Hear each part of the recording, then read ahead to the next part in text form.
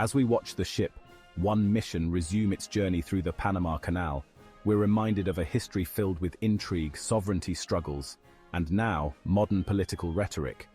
The canal isn't just a marvel of engineering, it's a symbol of power, diplomacy, and current political discourse.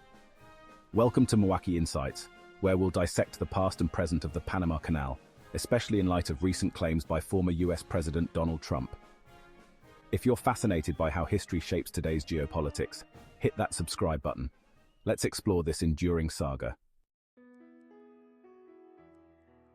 Panama's journey began with independence from Spain in 1821, followed by a union with Colombia. But as Panama felt neglected, the idea of separation grew, especially with the US eyeing a canal route after French failures. In 1903, with US naval support, Panama declared independence from Colombia. Philippe Bunau-Varilla, a French engineer, negotiated the Hay-Bunau-Varilla Treaty, granting the US control over the canal and an adjacent 10-mile-wide zone in perpetuity for an annual payment of $250,000 to Panama. This led to significant discontent among Panamanians, many of whom were displaced, their lives and culture disrupted.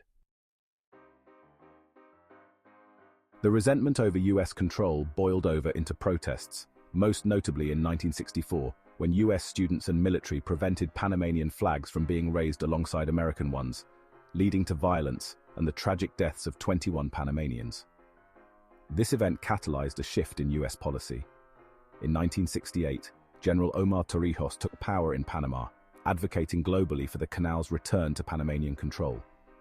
His efforts culminated in the 1977 Torrijos-Carter Treaties, which set the stage for the canal's transfer to Panama by 1999, acknowledging Panama's sovereignty and ending a long-fought battle for control. Enter Donald Trump, who has voiced intentions to get the canal back, citing issues of high tolls and perceived Chinese influence. His rhetoric taps into historical grievances, but faces the reality of international law and the treaties that uphold Panama's control. The canal's strategic and economic importance hasn't diminished. It's a linchpin in global trade, with significant implications for US interests. However, any move to reclaim control by the US would violate treaties, potentially leading to diplomatic isolation or conflict. Trump's comments might serve more as a negotiation tactic or domestic political rhetoric, rather than a feasible policy. Today, the Panama Canal remains a critical global asset, now under Panamanian management with a focus on sustainability, efficiency, and neutrality. The canal's expansion has allowed for larger vessels, enhancing its economic impact.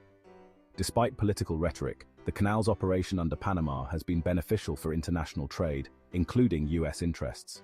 Future prospects include further technological integration for environmental sustainability and handling the geopolitical dance of powers like the US and China without compromising Panama's sovereignty. The Panama Canal's story is one of power, resistance, and international cooperation. While Donald Trump's comments stir debate, they also remind us of the canal's enduring significance in global trade and diplomacy.